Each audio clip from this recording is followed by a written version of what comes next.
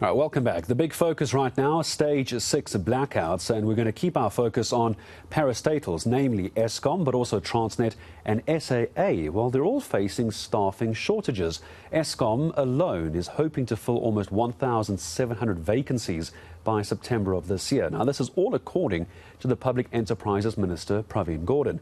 Transnet, with a staff of over 51,000, actually needs about 5,000 more people. There's 5,000 vacancies. While Eskom and Transnet are losing critical skills to the detriment of the economy and also to the detriment of keeping those companies running properly. So what happens and what needs to happen to get these important companies working again? Always a pleasure to speak to Peter Attard Montalto, the head of capital markets research at Intellidex, joining us from London this morning. Hello to you, Peter. Good to have you back on ENC. Obviously, here in South Africa, the big talk is Eskom. So 1,700 vacancies. We'll get to those in a moment. The number one vacancy, though, that's going to be available soon is the CEO. Do you think it's time to bring in someone from outside?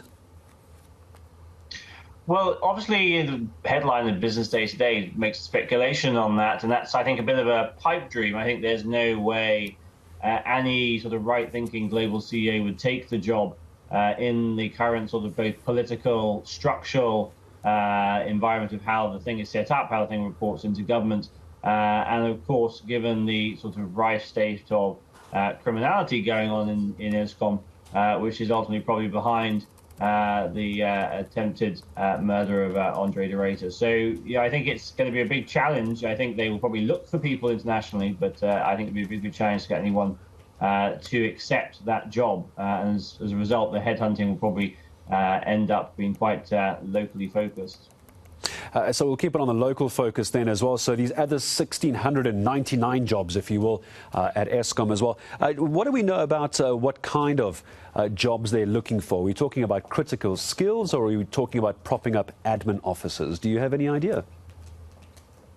Well, there is a huge need for skills at the sort of station management and sort of 1 or 2 levels below that within Eskom, where there's been a huge flight of skills as people have left to move overseas, in particular moving to power systems in Asia and elsewhere.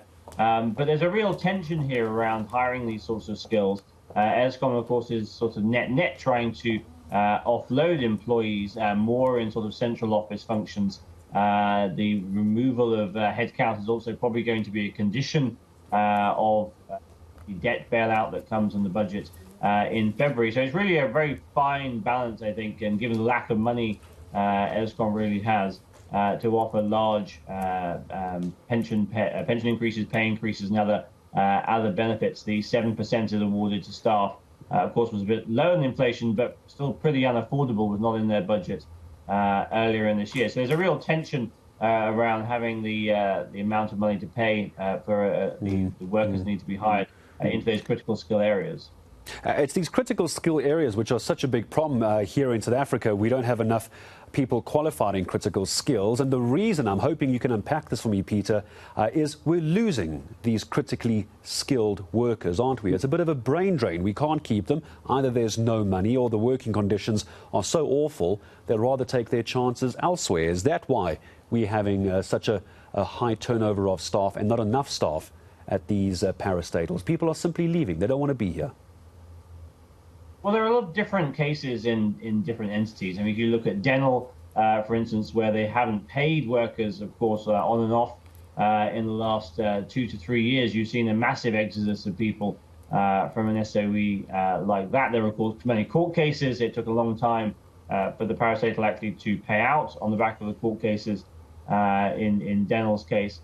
You've seen a lot of uncertainty, I think, in a company like Transnet, which is obviously undergoing quite serious restructuring at the moment as well. And then you have the issues, of course, of criminality, of security.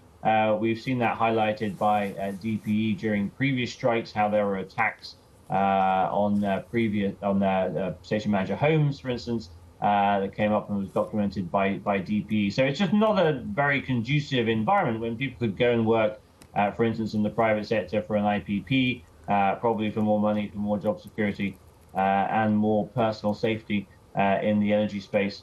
just to give one example. And that's why I think we have to think about the broader change in these systems. There is a huge amount of build of new power generation that's required in South Africa as part of just energy transition. We've been building about 5 gigawatts per year of new renewable energy. There's going to be huge employment demands for skilled engineers and people like that.